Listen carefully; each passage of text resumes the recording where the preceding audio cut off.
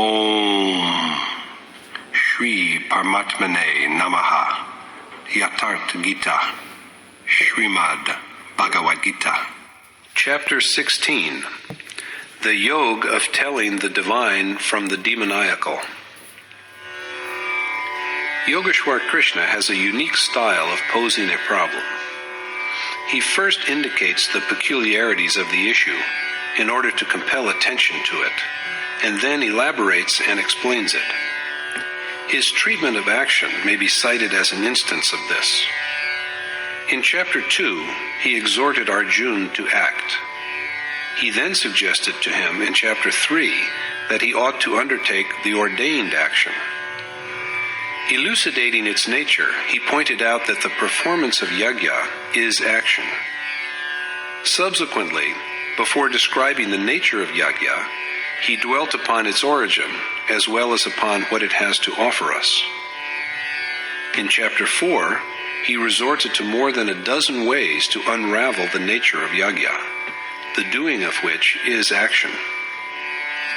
It is now that the meaning of action is made clear, that in the true sense it denotes yogic contemplation and worship, which are accomplished by the operation of the mind and senses.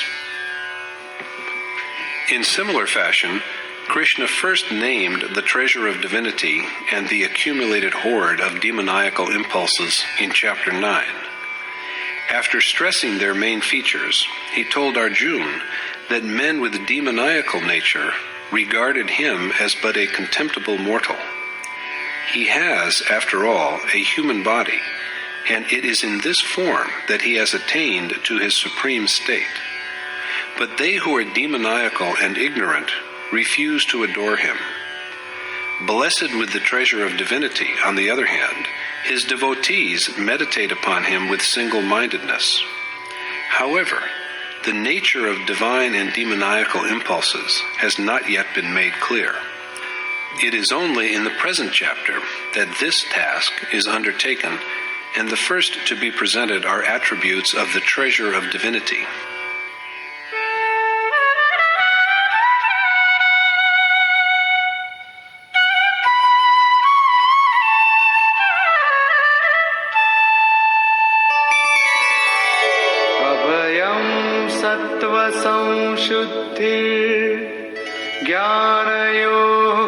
व्यवस्थितिः दानं दमश्च यज्ञश्च स्वाध्यायस्तप आर्जवम्.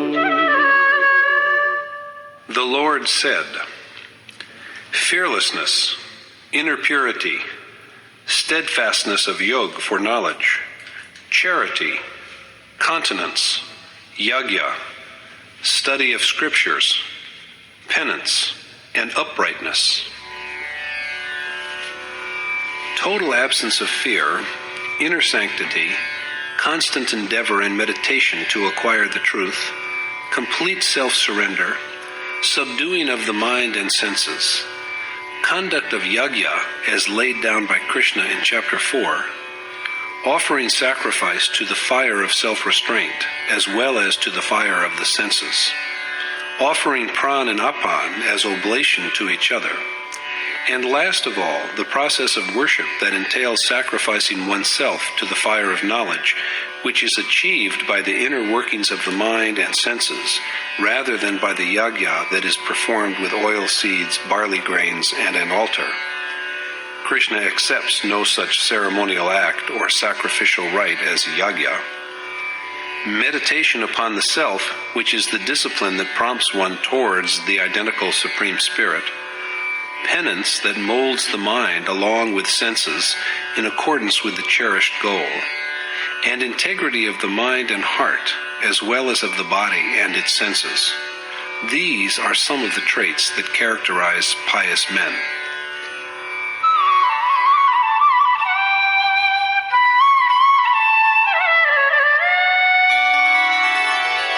अहिंसा सत्यमक्रोधः त्यागः शान्तिरपैशुनम् दया भूतेष्वलोलुप्त्वम्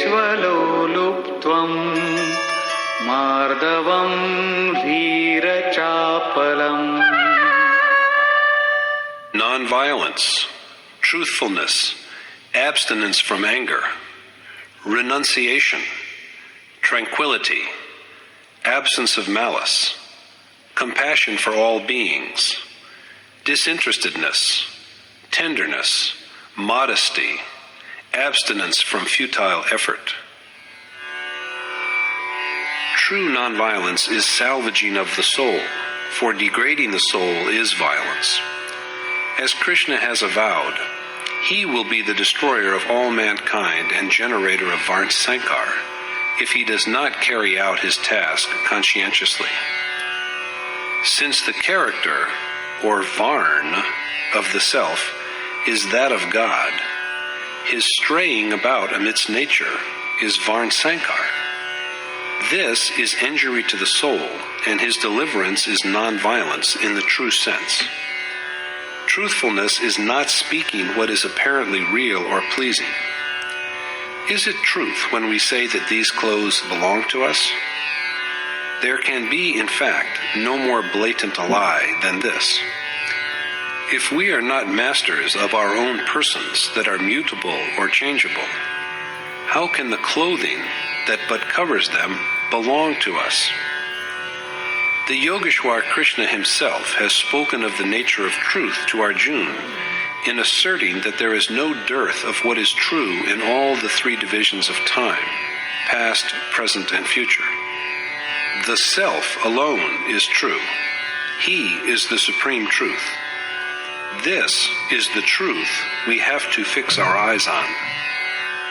Some other attributes of a righteous man are abstinence from anger, surrender of whatever one has, renunciation of desire for the rewards of good as well as of evil action, absence of fickleness, avoidance of undesirable acts that are contrary to the aspired for goal, feeling of mercy for all beings, non-attachment to objects even when the senses are associated with them, feeling of tenderness, shame at straying from the object, and keeping away from futile effort. Teja Kshama Dhriti Shaucham Adroho Natimanita Bhavanti Sampadam Daivim Abhijatasya Bharata. Magnificence, forgiveness, patience, purity of thought and conduct, and absence of animosity and vanity. These are all attributes of the man endowed with divine riches. Glory is a property of God alone, and the one who acts by virtue of this divine magnificence also partakes of it. No sooner did Angulimal look at Mahatma Buddha than his thoughts were transmuted. This was because of the inherent greatness of Buddha, the greatness which generates blessedness. Krishna finally concludes his enumeration by telling Arjuna that some other marks of the treasure of divinity are forgiveness, steady temper, innocence, hostility against no one, and total rejection of the feeling of conceit.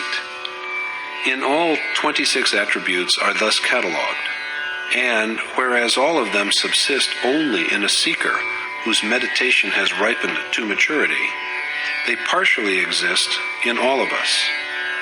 They lie in dormancy, even in men who are dominated by evil impulses, and it is because of this that even the most fallen sinner is entitled to redemption.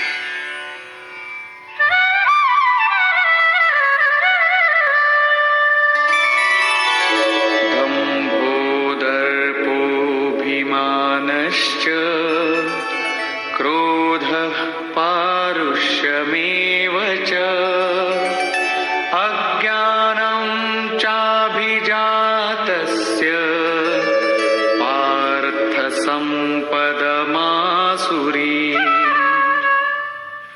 Ostentation, arrogance, and conceit, as well as wrath, harsh speech, and ignorance are all, O Parth Arjun, the qualities of a man with devilish character. Now the respective operations of the two kinds of character are elaborated. दैवी सम्पद् विमोक्षाय निबन्धाय सुरीमता मा शुचः सम्पदं दैवी अभिजातोऽसि Pandava. Since it is established, O Pandav Arjun, that while the treasure of divinity liberates, and the demoniacal state acts as a shackle, you have no need to grieve, for you are blessed with divine riches. Possessed as he is of a sacred disposition, Arjun will surely attain to salvation, and thus to the state of Krishna himself. But in whom do the wealth of divinity and demoniacal impulses abide?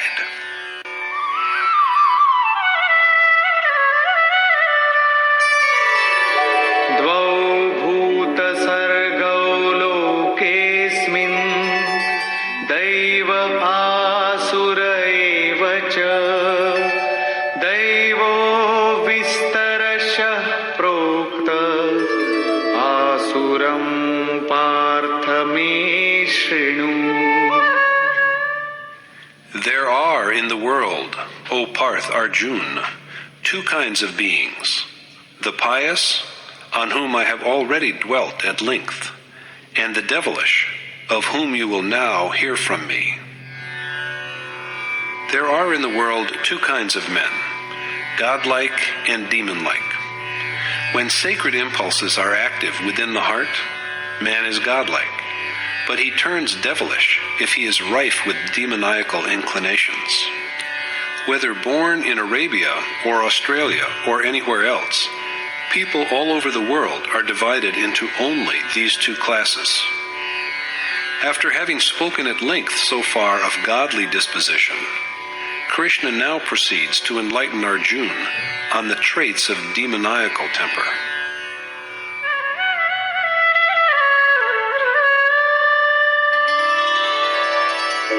प्रवृत्तिञ्च निवृत्तिञ्च जना न विदुरासुरा न शौचं नापि चाचारो न सत्यं तेषु विद्यते. Wanting in inclination to both engage in proper action and avoid improper acts, the demoniacal have neither purity nor the right conduct, nor even truthfulness. Men with devilish predilections are ignorant both of that which is worthy of being done and of that which ought to be escaped, because it is unrighteous. So they are bereft of innocence, just conduct, and of the eternal verities. How their minds function is represented in the following verse. असत्यमप्रतिष्ठं ते जगदाहुरनीश्वरम् अपरस्परसम्भूतं किमन्यत् कामहेतुकम्. Since the world, they say, is unreal, without shelter and God, and created by itself through mutual male-female intercourse, what else is it for except physical indulgence? With such an assumption, the only purpose of worldly life is enjoyment of sensual pleasures. What else is there besides them?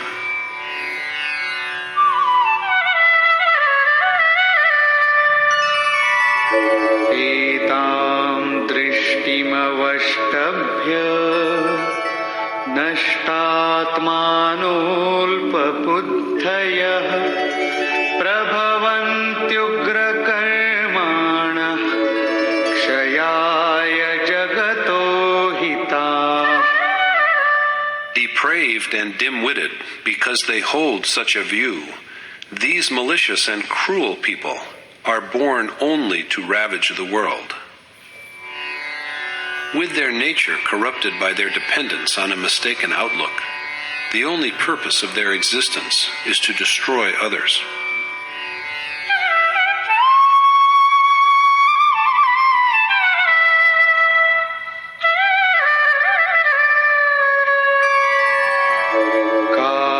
काममाश्रित्य दुष्पूरम् दम्भमानमदान्विताः मोहाद् गृहीत्वात् सद्ग्राहान् प्रवर्तन्ते शुचिव्रताः.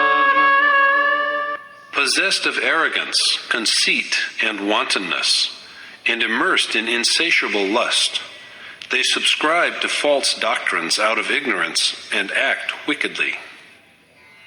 Maddened by ego and cherishing desires that cannot be satisfied, these ignorant persons entertain mistaken beliefs and indulge in religious practices that are in fact unholy and corrupt.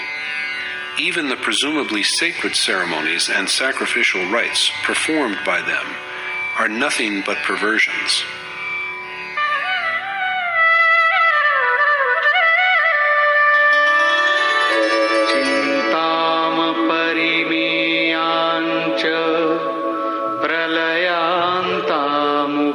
प्रलयान्तामुपाश्रिताः कामोपभोगपरमा एतावदिति निश्चिताः. Beset by countless anxieties that stretch right up to death and absorbed in the enjoyment of sensual objects, they are firmly convinced that satisfaction of carnal desires is the highest goal. Gratification of sensual desires is the only happiness for them, and they are so enamored of this thought that they strive only to have as much pleasure as they can, for there is to them nothing beyond this.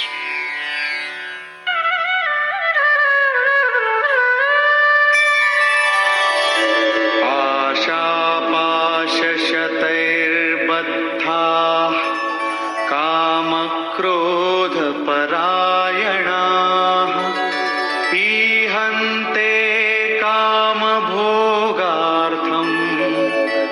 अन्यायेनार्थसञ्चयान्. Chained by hundreds of bonds of illusory hopes, and at the mercy of desire and anger, they wrongfully endeavor to store wealth for the satisfaction of their lust. Even a single rope is sufficient to hang a person, while these people are enmeshed in innumerable aspirations. Addicted to lust and anger, they are engaged day and night in wrongfully amassing riches for the gratification of sensual desires. It is further said in this context,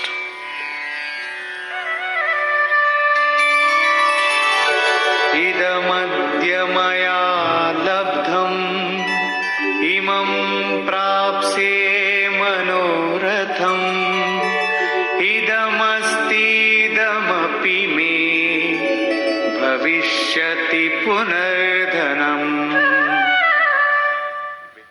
their perpetual thought is, I have gained this today, and I shall have that wish. I have these riches, and I shall have more in the future. And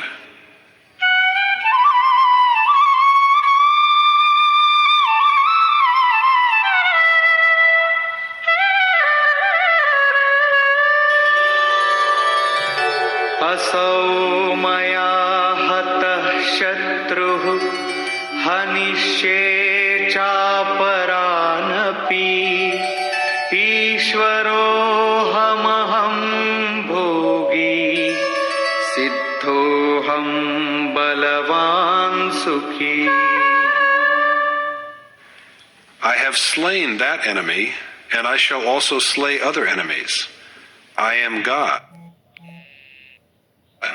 and the holder of sovereignty. Besides being under the illusion that they are perfect, strong, and happy, they are also vain regarding their great fortune and noble birth, and they mistakenly believe that they are unequaled.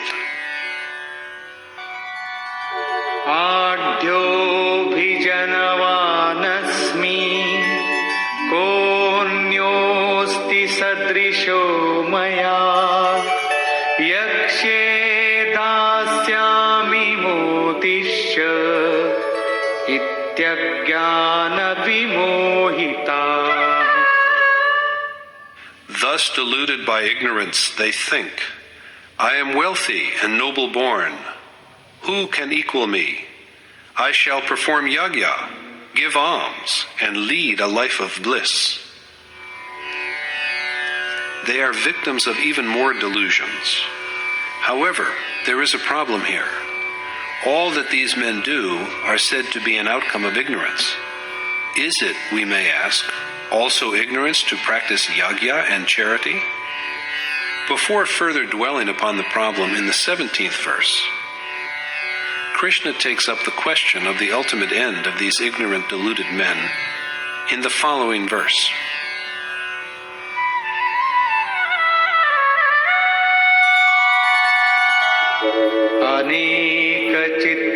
अनेकचित्तविभ्रान्ता मोहजालसमावृताः प्रसक्ताः कामभोगेषु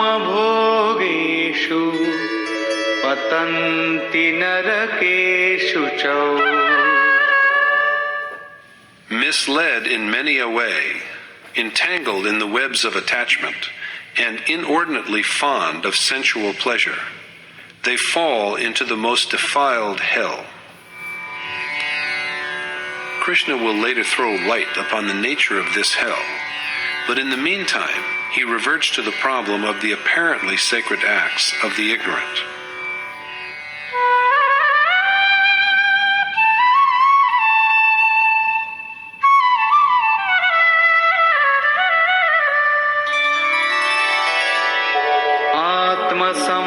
आत्मसम्भाविताः स्तब्धाः धनमानमदान्विताः यजन्ते नाम यज्ञैस्ते दम्भेनाविधिपूर्वकम्. These conceited persons, intoxicated by vanity and wealth, offer ostentatious sacrifices which are yagya only in name, in violation of scriptural injunction. Rendered arrogant and senseless by wealth and worldly honor, these persons perform ceremonies and sacrificial rites which are only nominally yagya and sacrilegious to boot. They do not observe the mode of worship laid down by Yogeshwar Krishna in verses 24 through 33 and 10 through 17 of chapter 4 and chapter 6, respectively.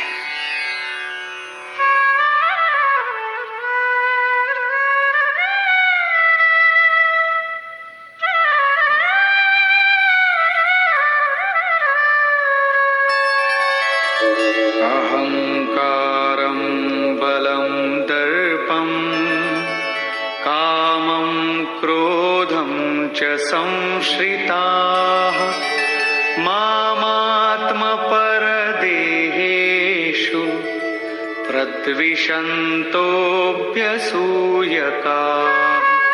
Subservient to vanity, brute force, arrogance, lust, and anger, these wicked and degraded persons have a feeling of enmity to me, who dwells in them and in all others. According to Scripture, memory of God is yagya. They who forsake this way and perform only nominal yagya, or do something or the other instead of yagya, abhor God and are hostile to him. But there are persons who continue to abhor and are yet saved. Are these enemies of God also going to be saved? Krishna's answer to the question is that it is not so. तानहं द्विषतः क्रूरान् संसारेषु नराधमान् क्षिपाम्यजस्रमशुभान् आसुरीष्वेव योनिषु.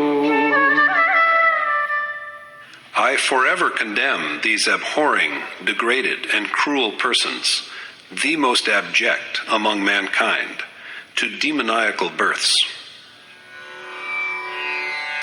They who worship in transgression of scriptural ordinance are the low-born and the most degraded of people, and it is they who are judged to be perpetrators of cruel deeds. Krishna has declared earlier that he hurls such degraded persons down into hell.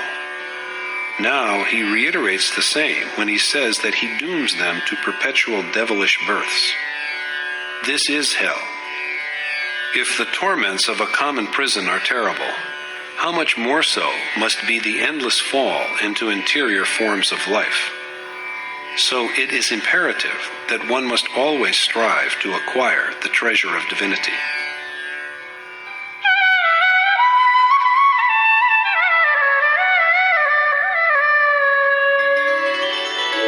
आसुरीं योनिमापन्ना मूढा जन्मनि जन्मनि मामप्राप्यैव कौन्तेय ततो यान्त्यधमां गतिम्. Instead of realizing me, O son of Kunti, these ignorant fools, conceived in devilish wombs birth after birth, are doomed to fall yet lower to the most degraded state. This degradation is given the name of hell. So let us now view the origin of this hell.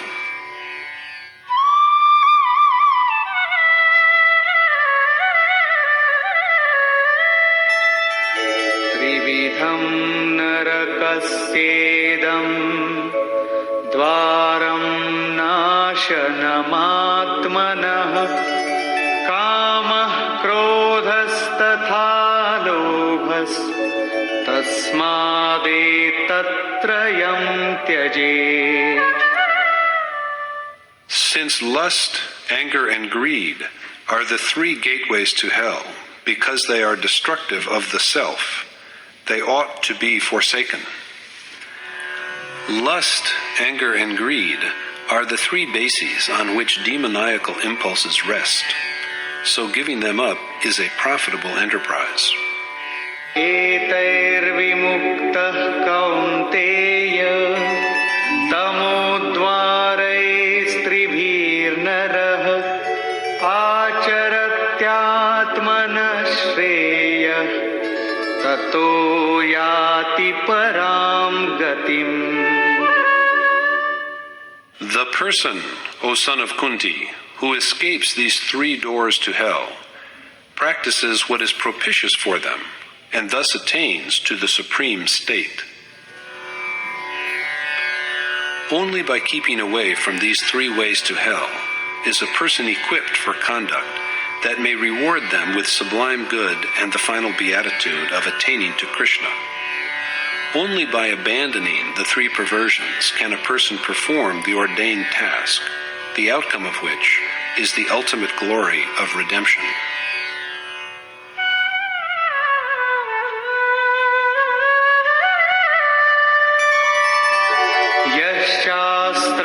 यशास्त्रविधिमुत्सृज्य वर्तते कामकारतः न स सिद्धिमवाप्नोति न सुखं न परां गतिम्. The one who transgresses scriptural injunction and acts indiscriminately according to their will achieves neither perfection nor the supreme goal, nor even happiness. Scripture in question is none other than the Gita itself, which Krishna has described as the most mysterious of all knowledge in the 20th verse of chapter 15. The Gita is the perfect scripture, and the one who ignores it and acts willfully is deprived of accomplishment, salvation, and bliss.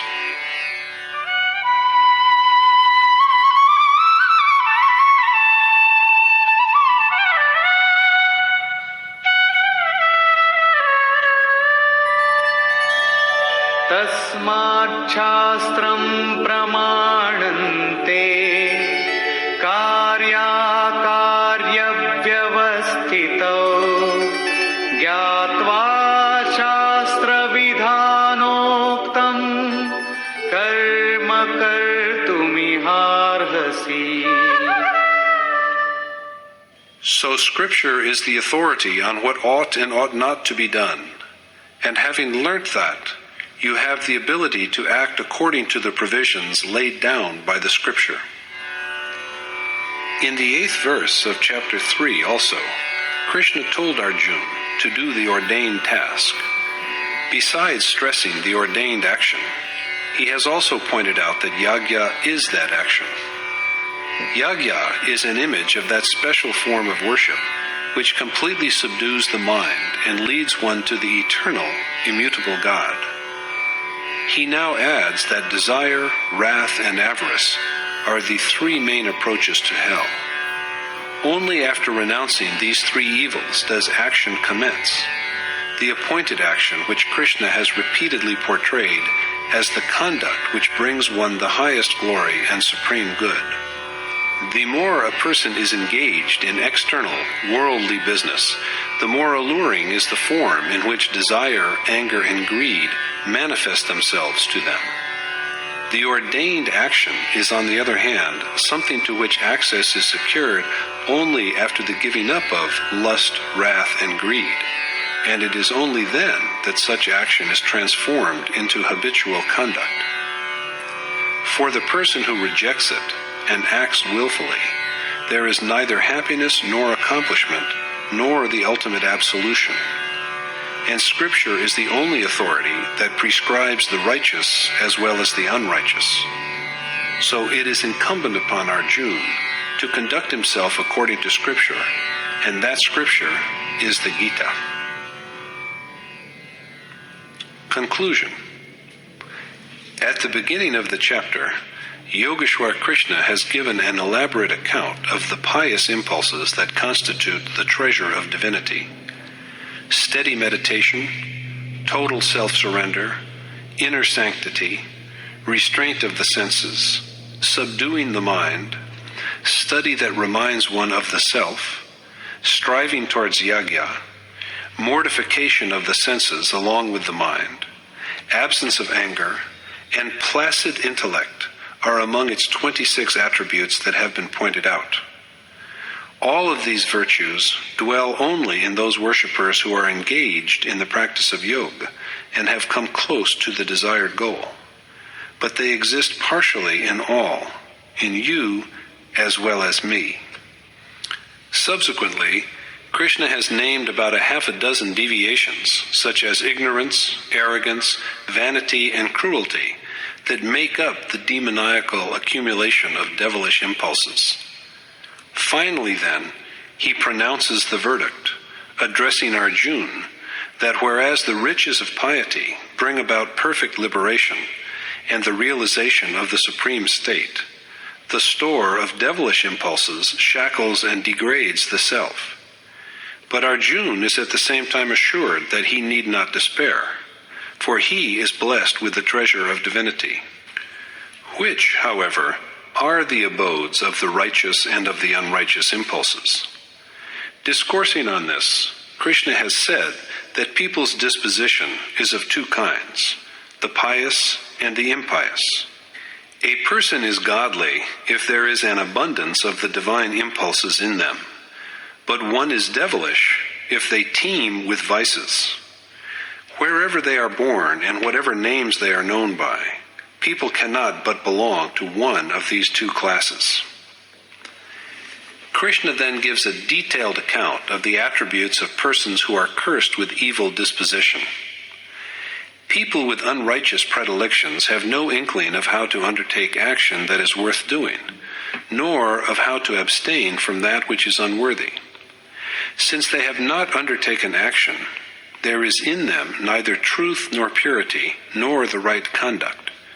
According to them, the world has neither any shelter nor God, and is just mechanically generated by carnal intercourse. So indulgence is their ultimate goal, for there is nothing beyond it for them. Such a delusion was common in Krishna's age also. In fact, it has always existed. It is not that only the sophist philosopher Charvak has propagated such a view. It will be there so long as the human psyche is subject to the rise and ebb of divine and devilish instincts. According to Krishna, dim-witted, cruel men are born only to harm others and to destroy whatever is propitious. They insist that since they have slain one foe, they will now slay another. So Krishna tells Arjuna that rather than slaying their foes, these men who are slaves to lust and anger are really hostile to him, the God that exists within them, as well as all others. Did Arjuna kill the warrior Jayadratha and others under a vow? If he did, he is but a demoniacal character. He is then an enemy of God. But Krishna has explicitly declared that Arjuna is blessed with divine riches. That is why he has been counseled not to despair. There is thus another evidence here that God resides in the hearts of all. It ought to be kept in mind that there is a power above that is constantly watching us. So it is essential that our conduct and performance of action should be in keeping with what is ordained by Scripture, or else there is imminent punishment. Yogeshwar Krishna has said that he forever hurls down demoniacal, cruel men again and again into hell. But what is the form of this hell? According to Krishna, hell is repeatedly falling into low, sordid births. They are thus synonymous expressions. This degradation of the self is hell, and lust, anger, and greed are the three chief gateways to it. These are the three bases of demoniacal tendencies. Only a renunciation of these three marks the commencement of the action which has time and again been discoursed upon by Krishna. Lust, anger, and greed appear even more tempting to those who are the more intensely absorbed in worldly affairs, or even in decorous fulfillment of social obligations.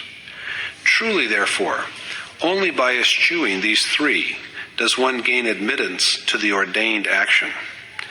And the Scripture, the Gita, is therefore the only authority to turn to when one is faced by the dilemma of what to do and what not to do, of that which is worthy of doing and that which is unworthy. So the injunction is to undertake only the unique action ordained by this holy book, the true action. Thus, Yogeshwar Krishna has in this chapter elaborately described divine as well as devilish impulses, and indicated that the human heart itself is the habitat of both. Thus concludes the 16th chapter in the Upanishad of the Srimad Bhagavad Gita on the knowledge of Supreme Spirit, the science of yoga, and the dialogue between Krishna and Arjuna, entitled Daivasur Sampad Vibhag Yoga, or the yoga of telling the divine from the demoniacal. Thus concludes Swami Adgadanand's exposition of the 16th chapter of the Srimad Bhagavad Gita in Yatharth Gita. Hari Om Tat Sat.